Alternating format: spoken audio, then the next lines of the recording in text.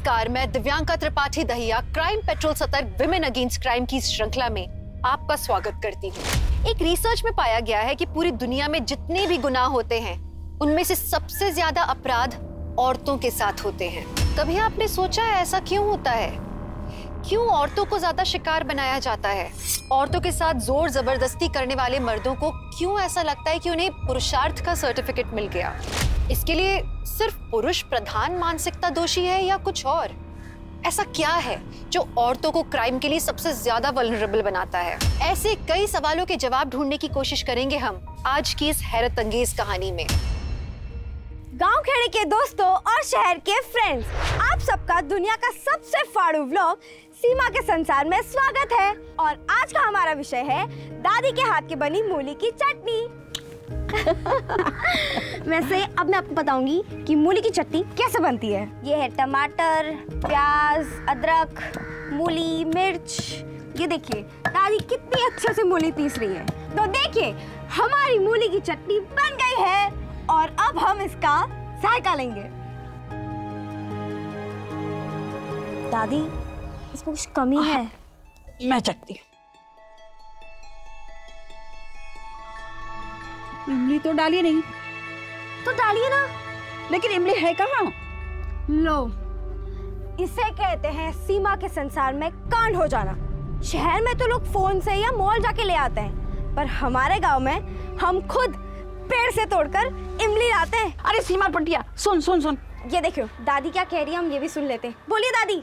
अरे सीमा बिटिया, जंगल में अंदर मत जाना।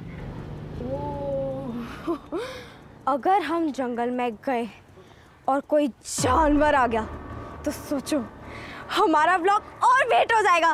तो चलिए। बहुत ही मजेदार वीडियो है भाई। डूड, व्लॉग देसी है बट सुपर कूल है। हाँ यार।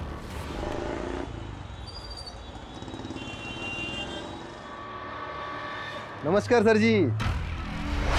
चंदन सेठ, आप और यहाँ बैठिए। अरे सर जी, आप तो हमारे भगवान हैं, हम आपके पुजारी हैं। अब पुजारी मंदिर नहीं जाएगा तो और कहाँ जाएगा? प्रसाद भी लाया हूँ, भोग चढ़ानी। बस आपका आशीर्वाद हम पर बना रहे। टैक्स डिफॉल्टर का जो केस चलाया ना आपने मेरे खिलाफ, उसे वापस लीजिए। सारे सबूत डिस्ट्रॉय कर दीजिए।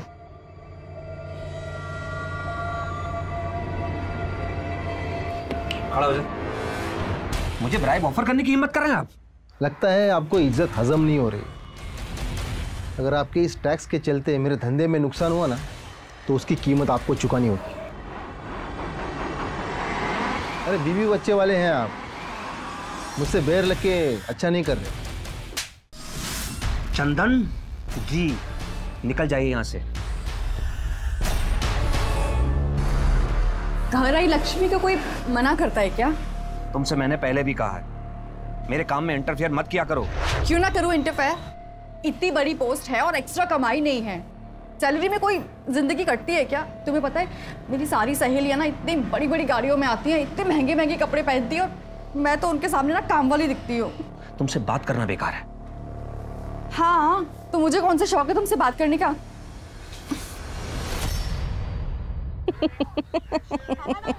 क्या बात है, बड़ी मुस्कुरा रही है? देखिए ना, हाँ। हमारी बिटिया कितनी प्यारी लग रही है। हाँ, वीडियो भी तो कितना शानदार लग रहा है? यही दिमाग अगर पढ़ाई लिखाई में लगाया होता तो? हमें पढ़ाना लिखाना नहीं है, उसे कोई डॉक्टर या इंजीनियर नहीं बनाना है। ऐसा है गृह मंत्री जी, अपनी सीमा को ना फिल्म डायरेक्टर बनाना है। डैडा, मुझे डांसर बनना है, मुझे सालसा क्लास ज्वाइन करना है। आपको पता है फीस कितनी है? 75,000। क्या जरूरत है इतना पैसा खर्च करने की? डैडा, वहाँ बहुत सारे सेलिब्रिटीज आते हैं और उनके थ्रू मुझे किसी रियलिटी शो में पार्टिसिपेट करने का मौका मिल जाएगा। प्लीज। बेटा, पैसे जो है ना वो पेड़ पर नहीं लगते। आप अभी छोटे हो, समझोगे नहीं। और मेरा पेशेंस खत्म हो रहा है। मुझे ही कुछ ऐसा करना पड़ेगा जैसा मैं चाहती हूँ वैसा हो। और डाई वाली सिचुएशन। मॉम, मैं करती हूँ बात। डैड सालसा क्लास की फीस देने से मना कर रहे हैं। अच्छा, मैं करती हूँ तेरे कंजूस डैडी से बात। पापा, आपका टिफिन। अरे तू क्यों आ गई बेटा? मैं आ जाता। चाचा बोले थे ना जगह खाली करने को। अरे बोलो कब हटा रहे हो कचरा? ये कचरा नहीं है, मेरी रोजी रोटी है और यहाँ से कहीं नहीं जाऊंगा मैं।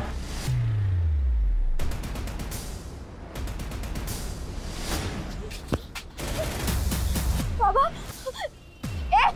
क्यों मारा मेरे पापा को? प्यार से बोला था ना, वरना और भी तरीका है हमारे पास। क्यों रे, बता चाचा को बता। या तो ये जगह खुद खाली कर, नहीं तो तेरी बेटी से शादी कर ये जगह दहेज में ले लूंगा। खबरदार अगर मेरी बेटी की तरफ आग उठाकर भी देखा तो। हटा चमचे। क्या किया तुमने? पापा, अब देखते हैं। चुपचाप जगह खाली कर।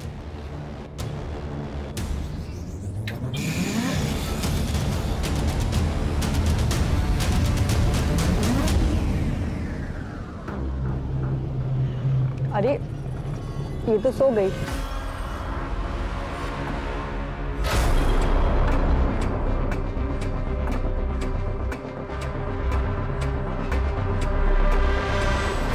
अरे ये बीच रोड पे कौन?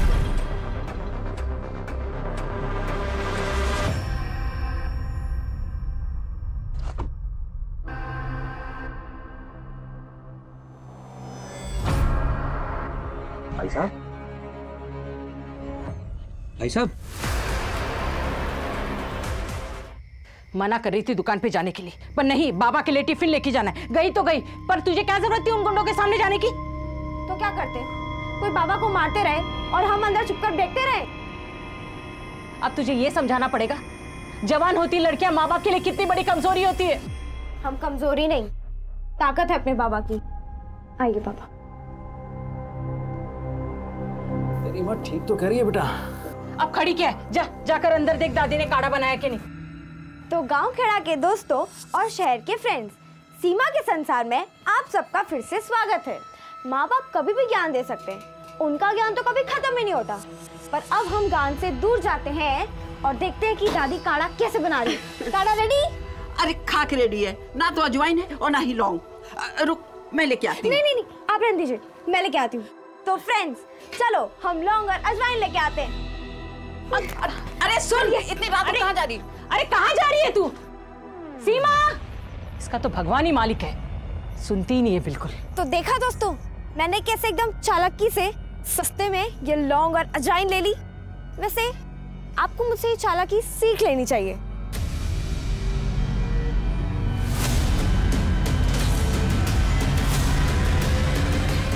सीमा, सीमा, कहाँ रह गई ये लड़की? सीमा, कितनी बार कहा सीमा। अरे जाकर मालती के घर जा देख कर आओ, वहां तो नहीं बैठ गई। लो लो जल्दी लो। मालती, मालती, कहाँ रह गई सीमा? क्या हुआ? सीमा यहाँ आई है क्या? यहाँ तो नहीं आई। सीमा कहाँ गई होगी? सीमा, सीमा, सीमा, दुकान गई थी ना, मैं दुकानदार से पूछ के आता हूँ। सीमा, सीमा, सीमा मिली? इधर भी गई नहीं है।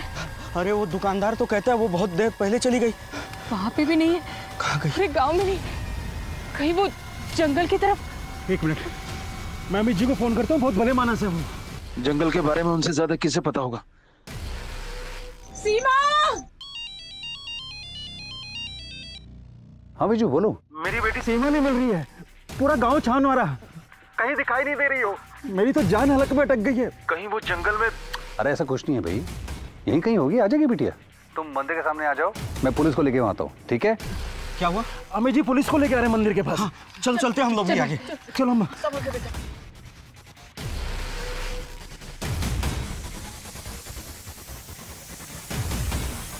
मैंने पुलिस को इन्फॉर्म किया, पुलिस आती होगी।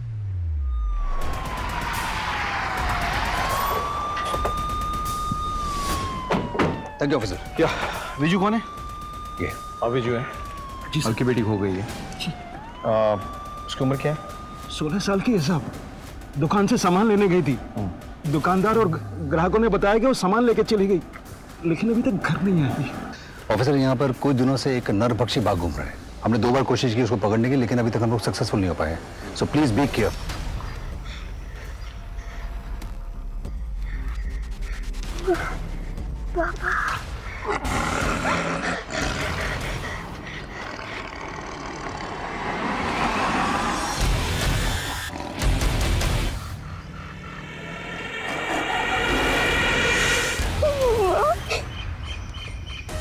सीमा, सीमा बेटा। सीमा, सीमा, तुझे कहाँ? सीमा। ये देखो, सीमा, देखो इस तरफ मोबाइल। सीमा, ठीक है, किसका फोन है ये फोन तो सीमा का है। तो नहीं कहा था ना कि तुझे इंटरनेट वाला मोबाइल चाहिए? थैंक यू बाबा, मोबाइल बहुत अच्छा है। नहीं सर, मोबाइल लॉक्ड है। पासवर्ड है आपके पास? ठीक है, लेकिन अगर सीमा के फोन यहाँ पे है तो फिर सीमा कहीं आसपास ही होगी ना, यहीं पे कहीं, या हो सकता है उसे कोई खींच कर ले गया हो यहाँ से। जी। आपको किसी पे शक है? मतलब सीमा से किसी की दुश्मनी, किसी ने उसे छेड़ा वेड़ा हो, कोई है ऐसा? साहब आज दोपहर में नंदू से कहा सुनी हो गई थी। या तो यह जगह खुद खाली कर, नहीं तो तेरी बेटी से शादी कल कर ये जगह दहेज में ले लूंगा। नंदू, हम ऐसा करते हैं कि हम फैल जाते हैं, मशाल लेके चारों तरफ फैल जाओ। जब तुम नंदू बड़े को उसके घर से उठा ले आओ। सीमा, सीमा, सीमा।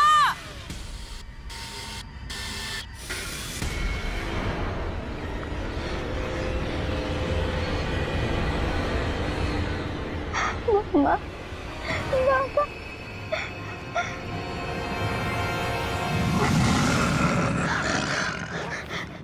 एक तरफ जवान लड़की सीमा के खो जाने से पूरे गांव में सनसनी फैल गई। लोग तरह तरह की बातें करने लगे। दूसरी तरफ जंगल के जानवरों और शेर के कारण गांव में आतंक का माहौल मचा हुआ था और निकिता आदमखोर शेर और जानवर जैसे लोगों से बचने के लिए रात के अंधेरे में सुरक्षित स्थान पर पहुंचने की कोशिश कर रही थी। और सीमा का क्या हुआ था? वो कहां और किस हालत में थी? सर, फॉरेंसिक टीम से सीमा का मोबाइल अनलॉक करवा लिया। वंडरफुल। ये लास्ट वीडियो। इसमें तो लग रहा है कि सीमा घर को लौट रही है। हा? और फिर वहां से वो जंगल की तरफ चली गई। सर, मोबाइल गिर गया, ये तो कुछ समझ में नहीं आ रहा है। सिर्फ इतना कि जो कुछ भी हुआ उसके साथ वो दुकान से लौटते और घर वापस जाते वक्त। जी। हाँ? और कोई वीडियो है क्या? एक और है सर, ये। अरे लाज रख, अरे वो डाल, इसको पीछे डाल। ये वीडियो सीमा के मोबाइल में कैसे? हाँ? सीमा ये क्या कर रही थी? कौन सी जगह ये? सर देख के तो पुराने टीले के पीछे वाला हिस्सा लग रहा है। अच्छा, एक और बात सर, इस नंबर से सीमा को बार बार कॉल्स आ रहे थे। इस नंबर पे डिटेल निकालो सर और एक टीम बनाओ। हम इस पुराने टीले के पीछे जो ये अड्डा है इस पे तुरंत हवा बोलेंगे।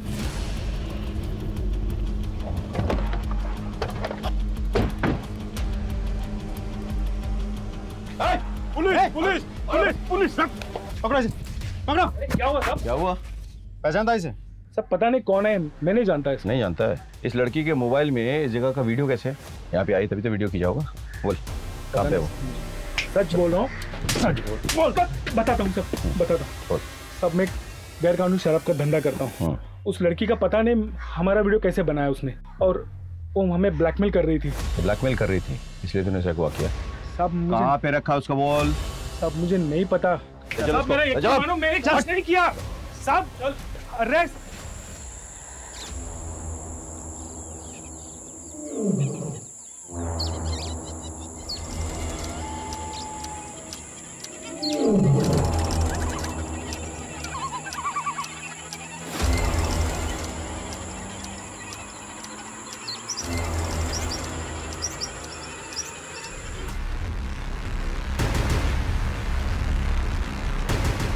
सर, चश्मा मिला। इसको रखो, एविडेंस के ऊपर रखो।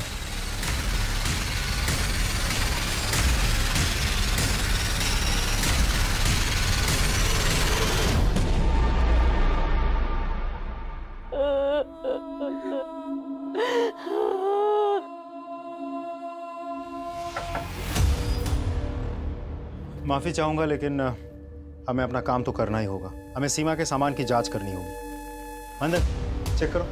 सर।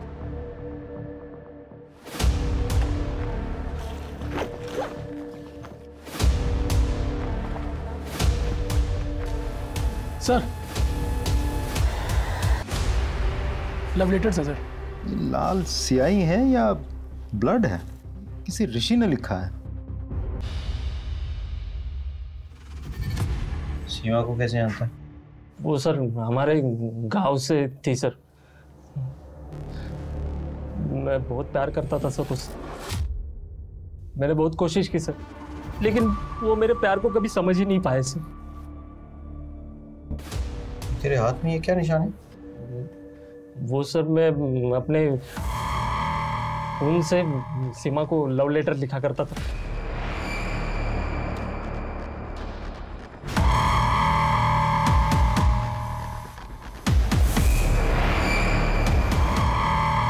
उसने कभी एतराज नहीं किया? किसी से कोई शिकायत नहीं की उसने? नहीं सर, इसलिए मुझे लगा कि आज नहीं तो कल, कल नहीं तो परसों वो मेरे प्यार को समझ जाएगी, मुझे हाँ बोल देगी। लेकिन उसके पहले ही मर गई या तूने उसे मार डाला? मैंने? हाँ तूने, क्योंकि उसने तेरे प्यार को ठुकरा दिया था। और जो इंसान अपने खून से लव लेटर लिख सकता है ना किसी को, वो खून भी कर सकता है। समझ में आया? नहीं सर, मैं किसी को नहीं मार सकता सर। मैंने सीमा को नहीं मारा सर। संदीप, दूसरा तरीका अपनाओ। चल सच बोल। सर मैं सच बोल रहा हूँ, सच बोल रहा हूँ सर, सच बोल रहा हूँ सर।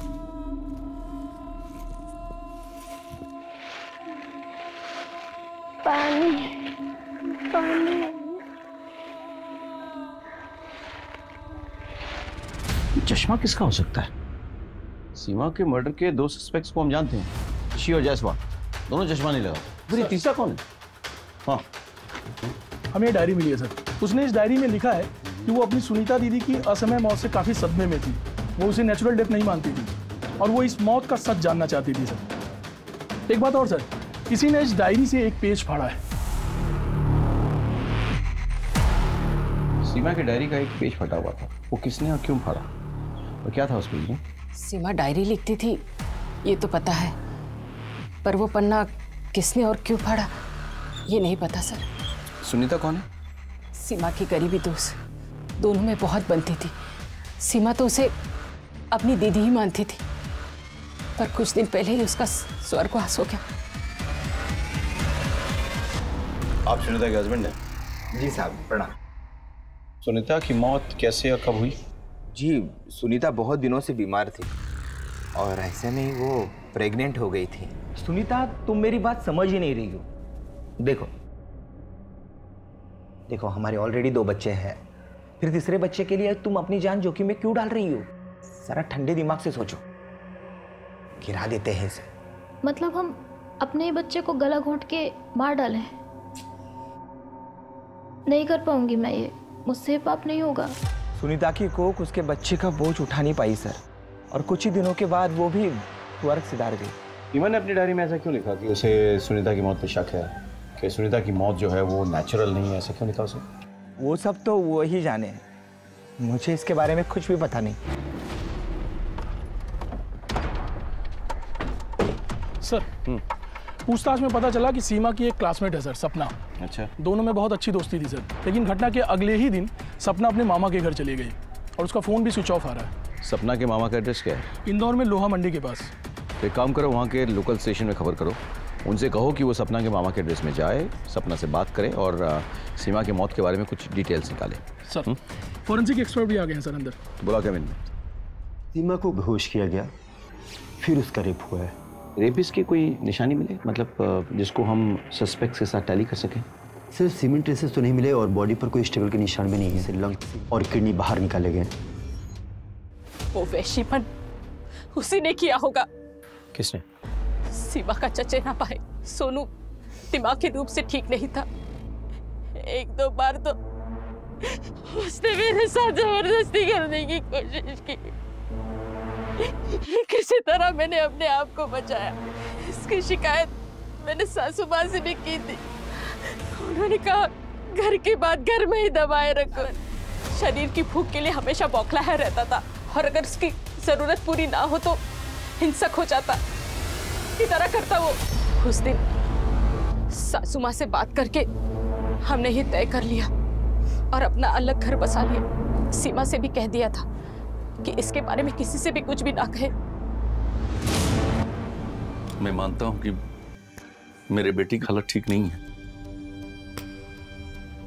लेकिन वो सीमा के साथ ऐसा कभी नहीं कर सकता है। पहले घर तोड़ा और अब हमारी पुश्तैनी जमीन हड़पना चाहती है। अच्छा, तो इसीलिए कोर्ट केस चल रहा है? जी, रत्ना अच्छी औरत नहीं है, न उसके कोई आगे है ना पीछे है। पता नहीं इस गांव में कहां से आ गई। स्कूल में नौकरी करती थी, वो अपना शर्मा टीचर है ना, उसने रखवाया था। बीजू उसके यहाँ आया जाया करता था, दोनों दोस्त थे। वहीं पर दोनों की आंखें लड़ गईं और बीजू अपना लट्टू हो गया। शादी के बाद पत्नी और माँ के साथ बीजू अलग रहने लगा। मैंने कभी कुछ नहीं कहा। आज जो हमारे मासूम बेटे के ऊपर रत्ना कर रही है, इसके ऊपर इल्जाम लगा रही है ना, ये ठीक नहीं है। ये बताइए कि सीमा के मौत के वक्त आप कहाँ पे थे? मैं सोनू की इलाज के लिए शहर गया हुआ था। ठीक है,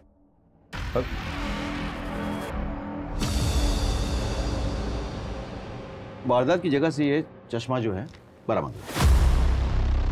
हम एक शख्स से मिलने गए जो कि सीमा के रिश्तेदार हैं, नाम है सखाराम। उन्होंने कोई चश्मा नहीं पहना हुआ था, लेकिन अचानक हमने देखा कि उनके पीछे एक फोटो लगी है, उन्हीं की फोटो। इसमें हूबहू यही चश्मा लगा हुआ था। हमें समझ में नहीं आ रहा है कि इसको हम कैसे साबित कर सकते हैं कि ये चश्मा जो है सखाराम का ही है। ये जो नाम आप बता रहे हैं सखाराम, जिस सस्पेक्ट का, उसको ये चश्मा पहनाकर उसकी फ़ोटो एक निकालिए और उसे टैली करते हैं, पहली बात। और एक और टेस्ट भी कर सकते हैं हम, जिसमें उसकी फ़ोटो में आंखों से लेंस की, चश्मे के लेंस की दूरी कितनी है, दोनों फोटो में अलग अलग है या सेम, उसे भी देख सकते हैं। करेक्ट, काम करो, सखाराम को बुला के ये टेस्ट करवा लो। और दूसरी बात, ज़रा अस्पताल में पता करो। सखाराम कह रहा था ना कि अपने बेटे को उस दिन वो लेके गया था अस्पताल, वो बात सही है कि नहीं? Thank you so much. Most welcome sir. लोहा मंडी पुलिस स्टेशन से खबर आई है, उन्होंने सपना से बात की है, लेकिन सपना को सीमा के मर्डर के बारे में कुछ भी नहीं पता। लेकिन सर, सीमा के फादर को धमकी देने वाला और सीमा पर गंदी नजर रखने वाला नंदू हमारे हाथ लग गया। अपने दोस्त के घर छिपा बैठा था। तुमने सीमा को क्यों और कैसे मारा? सीमा का मर्डर मैंने नहीं किया सर। सीमा का मर्डर तो नहीं किया, इसलिए मर्डर करने के बाद तो अपने दोस्त के वहाँ छुपा बैठा था। सर, सीमा के पिताजी से थोड़ी कहा सुनी हो गई थी। मुझे पता था कि आप लोग मुझ पे शक करेंगे, इसलिए छुपा बैठा था। संदीप, चल सच बोल। सर, माँ बाप की कसम खाकर बोलता हूँ सर, मैंने उसे सिर्फ डराने के लिए धमकाया था सर, मैंने कुछ नहीं किया सर। सर, सीमा को जिस नंबर से बार बार फोन आता था वो विधान का नंबर है, उसे लेकर के आया हूँ। तो तुम विधान हो? तुम सीमा को बार बार फोन क्यों करते थे? सर, मैं सीमा के ब्लॉग्स रेगुलर फॉलो करता था। उसकी वीडियोस बहुत ही क्यूट, इनोसेंट बट इंटरेस्टिंग होती थी। मैंने उसका कांटेक्ट नंबर निकाला, उससे बात करने लगा। हम दोनों बहुत जल्दी अच्छे दोस्त बन गए। कभी उसने तुमसे जिक्र किया है कि उसकी किसी से लड़ाई झगड़ा हुआ हो या कोई उसे परेशान कर रहा हो? उसने एक बार मुझसे कहा था कि वो किसी को एक्सपोज करना चाहती है, और उसमें उसने मेरी मदद भी मांगी थी। किसी मदद? सर, मैं जर्नलिस्ट हूँ, एक अखबार के लिए काम करता हूँ। तो वो मेरी अखबार में एक न्यूज़ देकर किसी का पर्दाफाश करना चाहती थी। किसका पर्दाफाश? सर, डॉक्टर शुक्ला, गायनोकोलॉजिस्ट है। इनको पहचानते हो? नहीं, कौन है ये? सीमा। सर, मैं किसी सीमा नाम की लड़की से मिला नहीं। सच तो यह है कि सीमा आपके सारे काले करतूतों का भांडा फोड़ने वाली थी। आपको इस बात की भनक लग गई, आपने उसका मर्डर कर दिया। मैं सच ही बता रहा हूँ, इससे मेरा कोई वास्ता नहीं। मैं एक इज्जतदार डॉक्टर हूँ। सर प्लीज़, कुछ इल्ज़ाम लगाने से पहले सोच लीजिए। संदीप सर, सपना इसी एरिया में अपने मामा के घर आई हुई ना? जी सर। मुझे समझ नहीं आ रहा पुलिस मेरे पीछे क्यों पड़ी है। मैं तो सीमा की सिर्फ क्लासमेट थी, उसके साथ ये क्यों हुआ, कैसे हुआ, मुझे कुछ नहीं पता। तुम नहीं चाहती हो कि सीमा को न्याय मिले? उसके साथ जो वहशी बना हुआ वो किसी और के साथ भी हो सकता है ना? सर, मुझे सच में कुछ नहीं मालूम।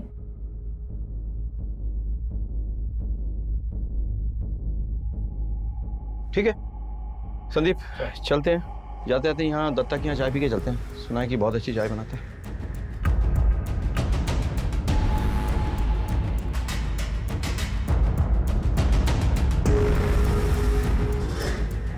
सर मैं सबके सामने नहीं बता सकती सर। सीमा की मौत के बाद मेरे माँ बाप बहुत घबरा गए थे, इसलिए उन्होंने मुझे मामा के घर भेज दिया।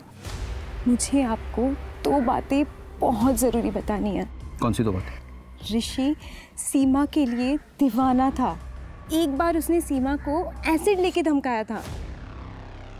ए, सीमा, अगर तूने मुझे हाँ नहीं बोला ना तो ये देख, एसिड फेंक दूंगा मुंह पे, चेहरा बिगाड़ दूंगा तेरा, समझी ना?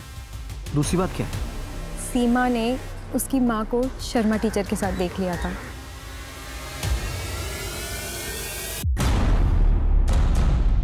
सीमा इस बात को लेकर बहुत दुखी थी सर। अच्छा, सीमा की डायरी में एक पेज मिसिंग है, किसी ने फाड़ दिया है। तुम इस बारे में कुछ जानती हो? नहीं सर। अगर तुम्हें आगे कुछ याद आए या कुछ पता चले तो मुझे ज़रूर याद करना, ठीक है? हाँ जरूर सर। चलो। एसिड लेके लड़की को धमकाता है। गलती हो गई सर, मैं आगे से किसी को धमकाऊंगा नहीं सर, माँ कसम। तेरी धमकी से सीमा डरी नहीं, वो नहीं मानी, इसलिए तूने उसको मार डाला। उसकी लिवर और किडनी निकाल ली तूने। खून से खेलने की तो वैसे भी तेरी पुरानी आदत है। भगवान कसम सर, मैंने किसी को नहीं मारा सर, मैंने सिर्फ उसे धमकाया था, मैंने किसी का मर्डर नहीं किया सर।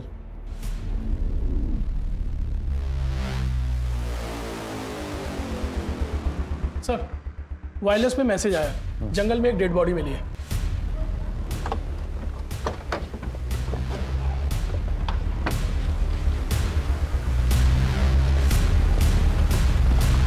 ये तो रत्ना है, सीमा की माँ। सर पे किसी भारी चीज से घाव किया गया है। यहाँ पे घसीटने के निशान हैं। लेकिन मर्डर यहाँ पे नहीं हुआ है। इसकी बॉडी को घसीट के लाया गया है। चारों ओर देखो जरा, कोई निशानी विशानी मिले तो। लाश का पंचनामा करके पोस्टमार्टम के लिए भेजो। सर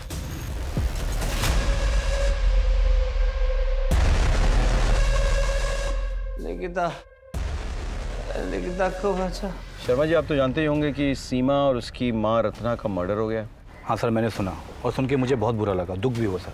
सीमा ने एक बार आपको उसकी माँ रत्ना के साथ कॉम्प्रोमाइजिंग पोजीशन में देख लिया था। अब आप साफ साफ बताएंगे क्या हुआ है, या फिर हम कोई दूसरा पैंतरा अपनाएं? मैं बताता हूँ सर।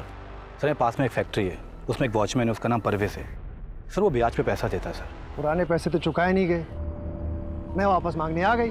आप फिक्र मत कीजिए, मैं आपके सारे पैसे ना सूद समेत लौटा दूंगी। हाँ, एक रास्ता है, अगर तू चाहे ना तो सारे पैसे एक झटके में बराबर हो सकते हैं। हाँ, आप कहिए मुझे, मैं सब कुछ करने के लिए तैयार हूँ। हाँ, तेरी बेटी सीमा अब जवान हो गई है, उसे एक रात के लिए मेरे पास भेज दे, सारे पैसे बराबर कर देना। ये क्या कर रहे हैं आप? अरे भड़क क्यों रही है? चल ठीक है, बेटी को नहीं भेजना चाहती है तो उदय मान जा। बेटी से था कि एक बार में बराबर हो जाता, तेरे से 8-10 बार में बराबर कर लूंगा। अभी भी मान जा, आजा। हट हट। अरे हटने तो सर फोड़ दूंगी तेरा। भड़क क्यों रही है? और कान खोल के सुन ले, मेरी बेटी की तरफ आंख उठा के भी देखा ना तो तेरी आंखें नोच लूंगी मैं। सर वो रत्ना मुझे परवेज की बदतमीजी के बारे में बता रही थी, काफ़ी रो रही थी सर। मैं उसे समझा रहा था, उससे हौसला दे रहा था। साहब मैं मानता हूँ साहब कि मैंने रत्ना से गलत बात कही थी, लेकिन साहब इसका ये मतलब नहीं है कि मैंने उसका मर्डर किया है। साहब मैं तो पूरी रात वहीं फैक्ट्री के गेट पे ही था, वहीं खटिया बिछा के सो रहा था। आप चाहे तो सीसीटीवी फुटेज देख लीजिए साहब। सर सीमा के डेड बॉडी के पास मिले चश्मे को सखाराम के चश्मे के साथ में टैली करके देखा, फिर सखाराम के चश्मे वाले फोटो के साथ इंटरपपुलरी डिस्टेंस को भी मैच करके देखा, और उसके जरिए मैंने आंखों के नंबर निकाले। तो मुझे पता चला कि सीमा के डेड बॉडी के पास जो चश्मा मिला था वो सखाराम के ही होने के चांसेस हैं। सर सखाराम नाम से झूठ बोला था। सीमा के मर्डर के दिन सखाराम अपने बेटे को लेकर शहर के हॉस्पिटल नहीं गया था, वो यहीं पे था। ले आओ सखाराम को। मैं सच बोल रहा हूं, मैंने सीमा का खून नहीं किया है। हो सकता है मुझे जानबूझ के फंसाने के लिए कोई मर्डर वाली जगह पे मेरे जैसा चश्मा रख दिया हो। सर देखिए, आप मुझे झूठ मूठ के केस में मत फंसाइए प्लीज। कुछ समझ में नहीं आ रहा है, कुछ तो मिसिंग है, कुछ तो मिसिंग है। माँ बेटी दोनों का मर्डर होता है, लेकिन बेटी के साथ रेप और उसकी बॉडी म्यूटिलेट की जाती है, लेकिन माँ के साथ ऐसा नहीं होता है। लेकिन सर अभी भी मुझे एक बात समझ में नहीं आ रही है, दोनों मर्डर किसी एक ही कातिल ने किया है या अलग अलग कातिलों ने? मुझे सर, हाँ, सीमा के मोबाइल से एक वीडियो विधान को भेजा गया था। अच्छा। पर वो डिलीट कर दिया गया था, इसीलिए तब पता नहीं चला। लेकिन साइबर सेल ने उस वीडियो को रिट्रीव किया सर। देखिए, आपके पेट में पल रही बच्ची का सेक्स एस्टिमेशन टेस्ट मैंने करा लिया। वो लड़का नहीं लड़की है, लेकिन आप चिंता मत कीजिए, आपके पेट में पल रही बच्ची को कहीं गिरवा देंगे। सर ये डॉक्टर श्रीवास्तव हैं। विधान और डॉक्टर श्रीवास्तव की जानकारी निकालते वक्त ये पता चला कि ये दोनों अक्सर आपस में मिलते हैं। सीमा ने मुझे यही वीडियो भेजा था, पर ये इतना ज़्यादा शेकी था कि ना तो चेहरा सही से दिख रहा था और ना ही प्रॉपर एड्रेस समझ आ रहा था। तो मैंने उसे कहा कि दूसरी वीडियो बनानी पड़ेगी और वो भी मान गई। सीमा से जिसके खिलाफ सबूत इकट्ठा करवा रहा था उसी डॉक्टर से बार बार मिलने क्यों जाता था? इन्वेस्टिगेटिव जर्नलिस्ट हूँ सर, तो बस कुछ जानकारी इकट्ठी कर रहा था। डॉक्टर शुक्ला के बारे में गलत जानकारी क्यों दी हमें? उसका तो सीमा की मौत से कोई लेना देना नहीं था। क्या आप मुझे बिना कुछ जाने देते? और अगर मैं आपको सब कुछ सच बता देता तो आप हॉस्पिटल चले जाते और डॉक्टर सावधान हो जाता। मेरे तो सारे काम पे करे कराए पे पानी फिर जाता ना। अपनी फाइंडिंग और अपनी स्टोरी कभी किसी के साथ शेयर नहीं कर सकता मैं। सर आप अपना काम कीजिए, मैं अपना काम कर रहा हूँ। डॉक्टर श्रीवास्तव, गैर कानूनी सेक्स डिटर्मिनेशन और अबॉर्शन के केस में आपको अरेस्ट किया जाता है। अरे ये वीडियो इतना शेकी है कि इसमें ढंग से न मेरी शक्ल दिख रही न जगह। ये किसी और का भी तो हो सकता है। आपको लगता नहीं किसी ने मुझे फंसाने के लिए वीडियो आपको भेजा हो? डॉक्टर साहब, सफाई आप कोर्ट में दीजिएगा।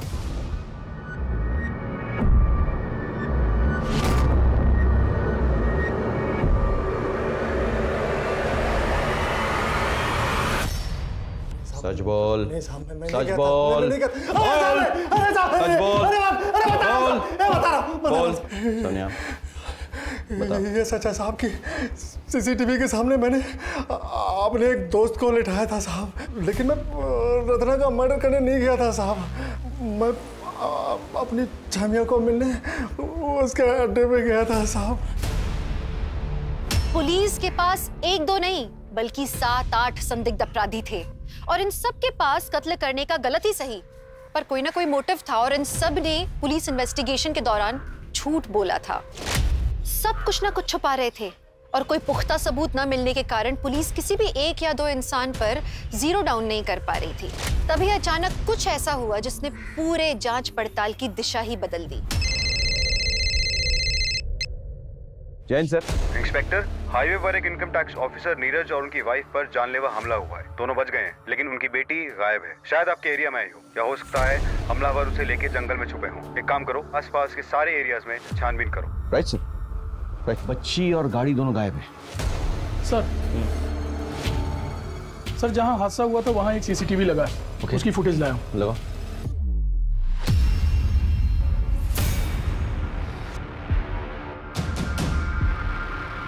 ये लड़की निकिता कहाँ जा रही है? उस तरफ तो जंगल है। हमें उन्हें पकड़ना होगा ये शहर छोड़ने से पहले।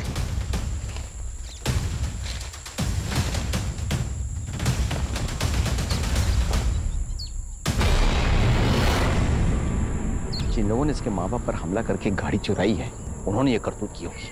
शहर का हर गली कुचा छानो, सीसीटीवी फुटेज निकालो, हर गराज, हर सेकेंड हैंड कार डीलर को चेक करो। Sir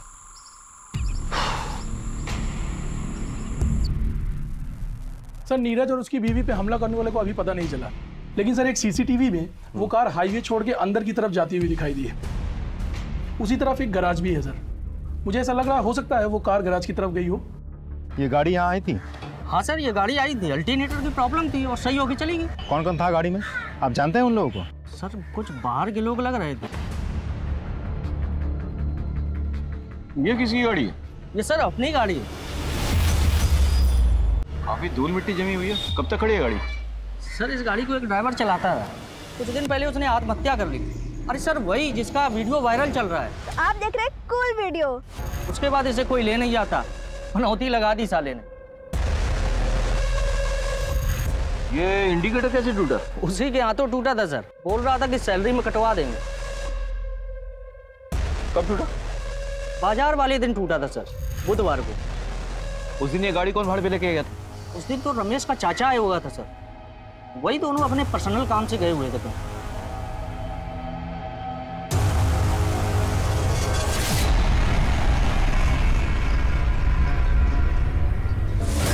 sir chloroform.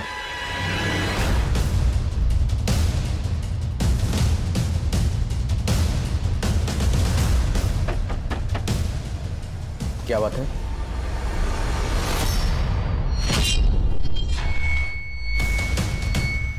अरे पुरानी किताबें हैं पढ़ने के लिए, वैसे। सर ये किताबें देखिए।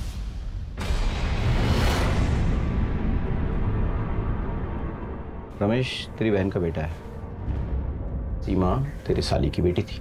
रमेश की गाड़ी की टेल लाइट मिली और तेरा चश्मा। और बाकी की कहानी तू अपने मुंह से बताएगा या फिर ये तेरे हलक से निकलेगा? मुझे बच्चा नहीं हो रहा था, हम बहुत परेशान थे साहब। हम एक तांत्रिक बाबा के पास गए, उसने मुझे गुप्त मंत्र दिया और ये किताबें दी।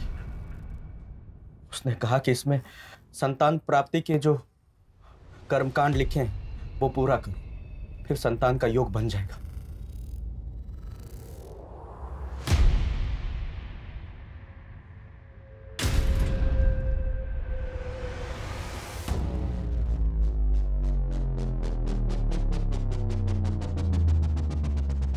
रत्ना को क्यों मारा? उस दिन हम तांत्रिक के कहे अनुसार सीमा के लीवर किडनी का कर्म कांड कर ही रहे थे, तभी अचानक रत्ना आ गई। अरे दीदी, दीदी सुनो, सीमा ने मुझसे कहा था कुछ दिन पहले तुम लोगों का एक तांत्रिक से मिलते और कर्मकांड की बातें करते हुए सुना था। उसने ये सब अपनी एक डायरी में लिखा था। जब मैंने वो पढ़ा तो मैंने वो पढ़ना फाड़ दिया और उसे कहा कि अपनी मौसी और मौसा के बारे में ऐसे मत लिखो। ये कपड़ा